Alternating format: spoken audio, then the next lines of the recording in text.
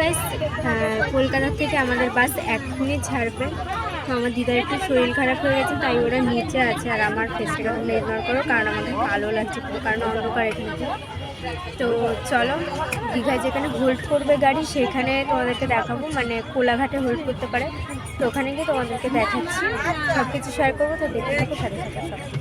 তো গাইস, এখন আমাদের গাড়ি হোল্ড করেছে কোলাঘাটে, আর ওই দিকটা করে রান্না হচ্ছে। এই যে আমাদের বাস, তো একটু পরেই আমাদের বাস ছেড়ে দেবে, মানে খাওয়া দাওয়া করে তারপরে আমাদের বাস ছেড়ে দেবে, তারপরে দীঘায় চলে যাবো।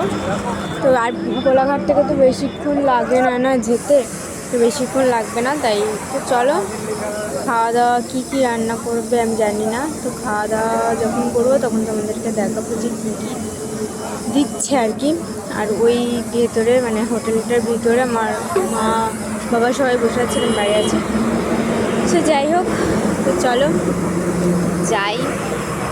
তো এই দেখতে পাচ্ছ এখানে সবাই বসেছে, যে আমার মা, মামা, বাবা সবাই বসে আছে। ওইদিকেও সবাই বসেছে, মানে সব বাসে সবাই যারা এসেছে আর কি, দেখতে পাচ্ছ। চলো, তো গাইস আমাদের খাওয়া দাওয়া সব কিছু কমপ্লিট। আমি ফ্রেশ হয়ে নিয়েছি, মুখ ধুলাম, সারাটা দিন পর ফ্রেশ হলাম একটু ভালোভাবে। তো চলো, এখনই আমাদের বাস ছাড়বে। তো চলো, এই যে সব এদিকে রেডি করছে, এখনই আমাদের বাস ছেড়ে দেবে। খাওয়া দাওয়া সব কিছু কমপ্লিট হয়ে গেছে, আর খাওয়ার ভিডিও তোমাদেরকে দেখাতে পারলাম না। তো যাই হোক, তো চলো বাসে এখনই উঠবো। তো বাসে যখন ছাড়বে তখন তোমাদের সাথে দেখাচ্ছি। তো গাইস, আমাদের বাস এখনই ছাড়ছে। এবারটা অনেক তাড়াতাড়ি গাড়ি চালাবে আর অনেক তাড়াতাড়ি যাবে, পুরো একদম দীঘায় পৌঁছে তোমাদেরকে দেখাচ্ছি, ঠিক আছে?